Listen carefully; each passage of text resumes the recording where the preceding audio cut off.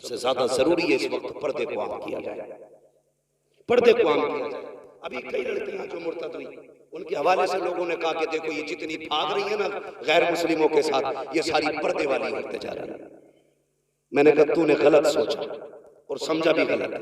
ये जितनी भाग रही है ना ये पर्दे वाली नहीं, ये सारी बेपर्दा है। तुमने नहीं देखा फला स्कूटी पे नकाब में थी, फला होटल में नकाब में थी, उस रोड में नकाब में थी, फला जगह नकाब में थी। मैंने कहा सुन, अगर इसने बचपन से नकाब पहना होता ना तो आज किसी कुत्ते के बिस्तर पे नहीं होती। आज ये अपने ऐप को छुपाने के लिए नकाब का सहारा ले रही है। क्या कि अच्छा होता इसने बचपन से नकाब पहना होता, खुदा की कसम ये नापाक के बिस्तर पे नहीं होती, ये भी जन्नती होती, और जिसके बिस्तर पे जाती वो बिस्तर भी जन्नती का बिस्तर हो। अल्लाह का सबसे बड़ा पैगाम यह है कि कुछ भी हो जाए शरीयत नहीं छोड़नी। समझ गए मेरी बात? कुछ भी हो जाए शरीयत, शरीयत आप भी बोले शरीयत, ये पीछे वाले बोले शरीयत नहीं छोड़नी है। याद रखिएगा जिंदा हो जाते हैं जो मरते हैं रब के नाम पर। अल्लाह अल्लाह मौत को किसने मसीहा कर दिया? आंखों से नहीं देखा? जिनके नहरे फुरात पे पहरे थे आज उनके करबला में अते पते नहीं मिलते हैं। जिनके सर काटे गए आज भी करबला में उनकी हुकूमत के झंडे लहरा रहे हैं। ये मत समझना जो कट जाते हैं वो मिट जाते हैं, जो मार दिए जाते हैं खत्म हो जाते हैं। नहीं, कौन रहेगा ये फैसला रब करेगा, कौन नहीं रहेगा ये फैसला भी रब करेगा। देखो करबला में मरने वाले शहीद होने वाले आज भी हैं, और जिन्होंने मारा था उनका पता तक नहीं मिल रहा, पता तक नहीं मिल रहा। मगर याद रखिएगा कभी समझे अल्लाह अकबर 10 मुहर्रम के नाम पे तेरी बेटी बेगैरती करेगी, तुझे सैयदा फातिमा के आगे खड़े होकर हिसाब देना पड़ेगा। मैं नहीं कहता तुम्हारी बेटी का हिसाब मौलाना रावत नहीं देंगे, मौलाना अशफाक नहीं देंगे, ये उलमा तुम्हारी बेटियों का हिसाब नहीं देंगे, तुम दोगे। तुम सैयदा फातिमा कलाई पकड़ के पूछेंगी बता मेरे बाबा की शरीयत इतनी मुश्किल थी कि तुझसे चंद ग्राम का दुपट्टा सर पे न रखा गया? क्या जवाब दोगे? सोचो तो सही। कोई जवाब नहीं है तुम्हारे पास, और किसी के पास नहीं होगा, किसी के पास नहीं होगा। जिंदगी ऐसी गुजार के जा, अगर सैयदा आए अगर कुछ पेश ना भी कर सके तो कम से कम उनके आगे शर्मिंदा ना होना पड़े, शर्मिंदा ना होना पड़े। एक रिवायत मिलती है किताब में, अहले बैत अताहर की चादरें खींची गई, छीनी गई है किताब में, लेकिन मेरा इश्क कबूल नहीं। मैं अपनी बात करता, मेरा इश्क कबूल नहीं करता। क्यों? इसलिए कि हजरत राबिया बसरिया बेटी नहीं है हुजूर की, हुजूर की बेटी की कनीज है, गुलाम है उनके दर की। सो रही रात में चोर आ गया, उसने चादर खींचने के लिए हाथ बढ़ाया। आज तो पैसे की चोरी होती है, उस वक्त कफन तक लोग चुराते थे। हाँ? आज तो 10-5 हजार उल्टा चोर चुराने के लिए खर्च कर लेता, 10-5 खर्च करके 10-5 लाख चुरा लेता है ना, चुग्गा डालना जैसे कहते हैं। तो ये सिस्टम आज होता है, लेकिन पहले कपड़ा ही मिल गया बड़ी बात। राबिया बसरिया सो रही, चोर आया, हाथ बढ़ाया, आंखों के आगे अंधेरा, डर के छोड़ दिया, फिर हाथ बढ़ाया, फिर छोड़ दिया, 3 बार किया, चौथी बार हाथ बढ़ाना चाहता था, आवाज आई नादान देख नहीं रहे राबिया बसरिया सो रही है मगर इसका खुदा जाग रहा है, खुदा जाग रहा है, कोई चादर नहीं छीन सकता। ओ भाई मुझे बता, अगर राबिया की चादर रब नहीं छीनने देता तो अली की बेटी की चादर कैसे छीनने दे सकता? जबकि उनकी इज्जत और उनकी तहारत की हिफाजत का जिम्मा मेरे रब ने लिया। हाँ खुदा की कसम, पढ़ो ना करबला को, जब यजीद के दरबार में हज़रत सकीना गई, कौन, कितनी उम्र थी? सारे बोले कितनी? हाँ बोल दो भाई, आप भी कितनी?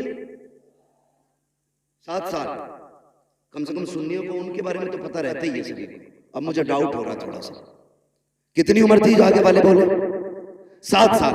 7 भी है, 4.25 साल भी है, अलग अलग तारीख है, ठीक है जी, 7 साल भी माना तो ये कोई इतनी बड़ी उम्र नहीं है जिसमें औरतें पैरों तक पर्दा लटका के चले। हमारे यहाँ बचपन ही तो है 7 साल।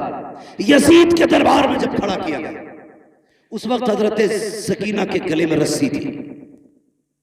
यजीद ने ये पूछा कौन है ये? हजरत फिजा ने बोलना चाहा, उसने कहा तू चुप रहे, मुझे इससे पूछना है। जिद्दी जलील करना चाहता था वो। उसने फिर कहा कौन है तू? हजरत सकीना की कोई आवाज नहीं निकली। कहा ये बोलती क्यों नहीं? इमाम ज़ैनुल आबिदीन ने कहा जालिम, ये बोले कैसे? इस बच्ची के गले में जो रस्सी है ना, इसका फंदा इतना टाइट है कि आवाज नहीं निकल पा रही। अगर बात करनी है इससे तो कम से कम रस्सी तो ढीली कर। एक ही यजीदी आगे रस्सी खोल ले बढ़ा। सुनना प्यारे, तेरी बेटी बाजार में कहां कहां ना गई, कितने मर्दों से बाजू टकराए, कितनों के हाथ लगे, कितनों की नजरें पड़ी हैं। देख अपनी बेटी को, देख हुसैन की बेटी को। एक ही यजीदी गले का फंदा ढीला करने के लिए आगे बढ़ा, दौड़ लगाई, इमाम ज़ैनुल आबिदीन के कदमों से लिपट गई। उसने कहा ये कैसी बच्ची है, अपने गले का फंदा ढीला नहीं करने देती। इमाम ज़ैनुल आबिदीन ने तड़प के कहा था, ओ जालिम तू नहीं जानता, ये अली के घर की बेटी है, ये मर तो सकती है, किसी गैर का हाथ इसके बदन को लग जाए गवारा नहीं कर सकती। ये अली के घर की गैर है, उनके घर की बच्ची की ये हया है, और तेरी 18 साल की बिगड़ गई। हाँ, सिर्फ सबील पी लेना ये सुन्नियत नहीं है, खिचड़े खा लेना सुन्नियत नहीं है। तेरी बेटी देखने में कनीज़े फातिमा ज़हरा नजर आए, ये सबसे बड़ी सुन्नियत। हाँ, 10 मुहर्रम आए तो काले कपड़े न पहन, धागे न लपेट, ढोल न लटका, जैसी पहली मुहर्रम का चांद नजर आए तेरे घर से कुरान की तिलावत की आवाज आनी चाहिए। करेंगे इंशाअल्लाह ऐसा? सारे बोलो इंशाअल्लाह। और मैं इस पे भी बहस नहीं करूंगा कौन कुरान पढ़ता कौन ढोल बजाता। मैं तो ये दुआ करूंगा जो ढोल बजाते हैं उनका हश्र ढोल वालों के साथ हो, जो कुरान पढ़ते हैं उनका हश्र कुरान वालों के साथ। अब तेरी मर्जी है कौन सा अमल देता है। चले थोड़ा खत्म कर दें। तवज्जो है आप लोगों की? बातें कड़वी हैं, मेरी तकरीर तबे यार को बेचैन करती है। सबब क्या है वही कहता हूं जो दिल पर गुजरती है। दिल दुखता है, मौत की तैयारी करो, मरने की तैयारी करो, इससे पहले कि कोई कहे अच्छा हुआ बेगैरती चली गई मोहल्ले की। ऐसी जिंदगी गुजार के जब लोग रो के कहे बड़ा अफसोस है दीन का सुतून चला गया, दीन का मजबूत खंबा चला गया, दीनदारों का सहारा चला गया। ऐसी जिंदगी गुजार के जा, फिर देख तू बाद में आएगा मदीने वाला तेरी कब्र में पहले आ जाएगा। हाँ, कम से कम उनके हो के तो जियो। आज बेपर्दगी देखो, कल का पर्दा देखो। अल्लाह तौफीक दे। सबसे ज्यादा जरूरी है इस वक्त पर्दे को आम किया जाए, पर्दे को आम किया जाए। अभी कई लड़कियां जो मुर्तद हुई उनके हवाले से लोगों ने कहा कि देखो ये जितनी भाग रही है ना गैर मुस्लिमों के साथ, ये सारी पर्दे वाली होते जा रही है। मैंने कहा तूने गलत सोचा और समझा भी गलत है। ये जितनी भाग रही है ना ये पर्दे वाली नहीं, ये सारी बेपर्दा है। का तुमने नहीं देखा फला स्कूटी पे नकाब में थी, फला होटल में नकाब में थी, उस रोड में नकाब में थी, फला जगह नकाब में थी। मैंने कहा सुन, अगर इसने बचपन से नकाब पहना होता ना तो आज किसी कुत्ते के बिस्तर पे नहीं होती। आज ये अपने ऐप को छुपाने के लिए नकाब का सहारा ले रही है। क्या कि अच्छा होता इसने बचपन से नकाब पहना होता, खुदा की कसम ये नापाक के बिस्तर पे नहीं होती, ये भी जन्नती होती, और जिसके बिस्तर पे जाती वो बिस्तर भी जन्नती का बिस्तर होता। मगर हुआ परवरिश गलत की, लुक़्मे हराम के खिलाए गए, औलाद को दीन शरीयत नहीं बताई गई, इसलिए उसे भगवान खुदा में फर्क नहीं। ख्याली बातें लगी उसे जन्नत की, और हमारी अभी टोपियां नीचे नहीं हुई, हम अभी भी टांगे खींच रहे हैं, एक दूसरे को जलील करने पे लगे। बचाओ यार उम्मत को, उम्मत डूब रही है। अल्लाह तौफीक दे तो एक दूसरे का सहारा बनो, सहारा बनो। और तुमसे गुजारिश है, दिल तो तब दुखता है जब सगा चाचा यतीम भतीजियों की जिंदगी में आग लगाता है। ये भी हमारे माशरे का सगा चाचा भतीजियां यतीम हो गई, बाप नहीं है उसके लिए, इससे बड़ा और क्या गम होगा। मगर जब उसकी बेवा मां किसी तन जतन से बेटी का रिश्ता करती है अपने रिश्ते के अंदर, तो सगा चचा फोन करके कहता, जी तुमने ऐसे ही रिश्ता कर लिया, मुझसे पूछा तक नहीं, कल कुछ मत कहना मुझसे, ये कह के फोन काट देता। बस इतना काफी होता है, एक यतीम बेटी की जिंदगी में एक और तूफान आ जाता है। मैं उन चचाओं से गुजारिश करूंगा, अगर यतीम बेटी का सहारा न बन सको तो कम से कम उनकी मुसीबत का सबब भी न बनो। जैसे तेरी अपनी बेटी वैसे तेरे भाई की बेटी है। आज तेरा भाई नहीं तो तेरी जिम्मेदारी है। और अपनी भतीजियों को जलील करने के लिए फोन करके कहता ससुरालों में, ला तो रहे बारात, मिलने वाला कुछ नहीं है। शर्म आनी चाहिए। सिर्फ 10 दिन के लिए मुसलमान बनते हैं हम, बाकी दिन की जिम्मेदारी और हिसाब कौन देगा? इतने जालिम मुआशरे में जी रहे हम लोग, सगा चचा भतीजियों का नहीं। बदलो अपने आप को और सीने में दर्द पैदा करो। अगर एहसास नहीं आपके सीने में तो दिल नहीं है, तुम्हारा सीना कब्रिस्तान है। एहसास पैदा करो, इसमें दर्द पैदा करो। फरमाया गया अगर तेरा दिल पत्थर है तो 2 काम किया कर, नंबर 1 कुरान पढ़ा कर, नंबर 2 यतीमों पर शफकत किया कर। तेरा दिल नरम हो जाए। लेकिन दिल पत्थर हो गए, कोई मसला नहीं, कोई मतलब नहीं। खुदा की कसम पर्दा समझना तो तुझे बताऊं पर्दा, जरा कह दे या रसूल अल्लाह। मैं सारी बात अली के घर से कर रहा हूं, हजरत अली के घर से। अल्लाह का शुक्र हम बरेली वाले, हम हजरत अली को भी मानते हैं, हजरत उस्मान गनी को भी मानते हैं, हजरत उमर को भी मानते हैं, हजरत अबू बकर सिद्दीक को भी मानते हैं। हम सबको मानते हैं इसलिए कि हम बरेली वाले। और आला हजरत ने तो हमें एक सबक दे दिया, अहले सुन्नत का है बेड़ा पार, असहाबे नुजूम नज्म है और नाव है इतरत रसूलुल्लाह की। हाँ भाई, अपने आप को बदलें और कोशिश ये करें कि एक दूसरे का दर्द बांटेंगे। किसी की बेटी के कपड़े नहीं नोचेंगे, किसी को जलील नहीं करेंगे। अगर मदद ना भी कर सकते तो किसी से खुशियां नहीं छीनेंगे।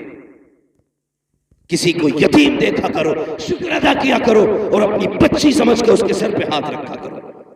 ये सोचा करो इसकी जगह पर मेरी बेटी भी तो हो सकती थी, भाई की जगह पर मैं भी तो कब्र में हो सकता था। कभी भी यतीम भतीजियों को अपनी बेटियों से अलग न समझना, क्योंकि हमारे दीन ने हमें क्या कहा, फरमाया अगर बाप नहीं है और तू चाहता बाप की खिदमत का अल्लाह तुझे सवाब दे, फरमाया फिर चचा की खिदमत किया कर। रब ने बाप के कायम मकाम चचा को रखा है, तो फिर चचा की जिम्मेदारी नहीं है भतीजियों का ख्याल रखे? बोलो है कि नहीं? जिम्मेदारी है ना फिर चचा की कि भतीजियों का वो ख्याल रखे, पर्दा देके। अल्लाह को ये करबला शरीफ का सफर मुकम्मल जब हुआ था तो इसकी जब वो नापी गई ना लंबाई, तो मुअर्रिखीन ने तहकीक की तो 5600 मील मुसाफत बनी है इसकी। 5600 मील, इतना लंबा सफर सैयदा ज़ैनब ने किया, अली की बेटी ने। और यार खाली चल के नहीं आई है, दुखड़े रो के नहीं आई है, सफर करती आई है, कुरान पढ़ती आई है। जब ये सफर मुकम्मल हुआ था सैयदा ज़ैनब के 72 कुरान मुकम्मल हो चुके थे। ये है कुरान वाले लोग, ये है कुरान वाले लोग। हमें तो घुंघरू बांधने से कब खोलोगे कुरान को? भाई एक बात और कह दूं, बुरा ना मानना, बड़ी बात है छोटा मुंह, ये बात कह रहा हूं। अली के और भी बेटे थे, लेकिन नेज़े पे कुरान सिर्फ हुसैन ने पढ़ा। और भी बेटे थे, अली के सारे बेटे शान वाले, हाँ हजरत अली के सारे बेटे शान वाले, लेकिन नेज़े पे कुरान हुसैन ने पढ़ा। दुनिया कहती है हुसैन का कमाल है, मैं कहता हूं ये सैयदा फातिमा ज़हरा का कमाल है। इसलिए कि उन्होंने बच्चों की परवरिश ही ऐसी की थी कि झुलाती थी तब कुरान सुनाती थी, दूध पिलाती थी तब कुरान सुनाती थी, एक एक लम्हा कुरान सुना के गुजारा। जब उन्होंने बचपन में माँ की गोद से कुरान सुना था तभी तो नेज़े पे चढ़ के कुरान पढ़ के सुनाया था। आज माए ड्रामे देख के बच्चे पाल रही है, तो बच्चे क्या डांस करेंगे मुहर्रम के नाम पे, तमाशे करेंगे सुन्नियत के नाम पे। वो बच्चे बेगैरत हैं जो अपने दीन को नहीं समझते, उसका मजाक बनाते। वो माए कामयाब माए नहीं है जो अपने बच्चों को दीन और शरीयत की तालीम न दे सके। इसलिए मेरी गुजारिश है, अपने बच्चों को दीन सिखाएं।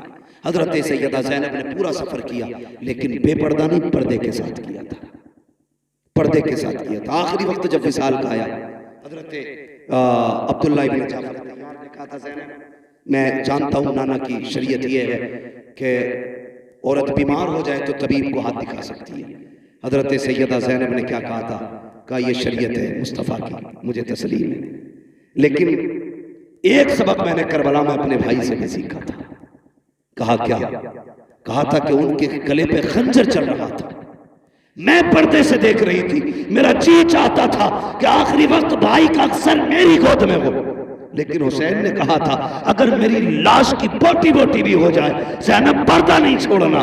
कहा एक शरीयत वो है जो तुम मुझे नाना की बता रहे हो, एक वो है जो हुसैन ने बताई है। कहा हम अली के घर वाले हैं, हम मर सकते हैं लेकिन डॉक्टर को भी हाथ दिखाने नहीं जाए। अब पता तेरी मेरी बेटी का क्या मामला होना चाहिए, इसलिए पर्दे को लाज़िम करेंगे इंशाअल्लाह। अल्लाह ताला हमारे इनकी नस्ल को करबला वालों का सदका अता फरमाए, इमाम ज़ैनुल आबिदीन की खैरात अता फरमाए, मुस्तफ़ा जान रहमत की औलाद का सदका अता करे। याद रखिएगा काम इतने अच्छे इमरान भाई कर गए हैं, कोई हाथ ना भी उठाए उनकी कब्र में जन्नत की खिड़कियां खुली रहे, इसलिए कि कहीं असातिज़ा की तनख्वाहें, कहीं तलबा का इंतजाम, कहीं किसी पढ़ने वाले का इंतजाम, कहीं किसी मौलवी की मदद। कितने काम तो ऐसे थे जो पर्दों में होते थे, कोई नहीं जानता था, या तो इमरान जानता था या पैदा करने वाला खुदा जानता था। कितने ऐसे काम कर गए हैं कि जब तक उन कामों का असर रहेगा उनकी कब्र में जन्नत की ठंडी हवाएं आती रहेंगी। इतने उलमा का आ जाना यकीनन यह हमें बताता है वो शख्स जन्नती है, वो शख्स जन्नती है। वरना इतने सारे उलमा और ऐसे ऐसे उलमा खुदा की कसम जिनसे मुलाकात करने के लिए लोगों की जूतियां खिस जाती हैं, आज वो इस महफिल की जीनत खुद बने हैं। ये बता रहा है कि मोहम्मद से वफा तूने तो हम तेरे हैं, ये जहाँ चीज़ है क्या लोहो कलम तेरे हैं, वह अम्मा बिनेमति रब्बिका फहद्दिस। वो लोग अपने रब की नेमतों का खूब खूब चर्चा करो, तज़किरा करो। ये ज़िंदगी अल्लाह की नेमत है, इसको सही से गुजारो, मौत के लिए तैयार रहिएगा। बच्चों हुए अगलात उनको माफ़ फरमाए रब्बे कायनात। ज़िंदगी ने दिया साथ, फिर होगी मुलाकात। सारे लोग कलमा शरीफ पढ़ लीजिए, ला इलाहा इल्लल्लाहु मुहम्मदुर रसूलुल्लाह व मा अलैना इल्लल बलाग। अस्सलामु अलैकुम व रहमतुल्लाहि व बरकातहू।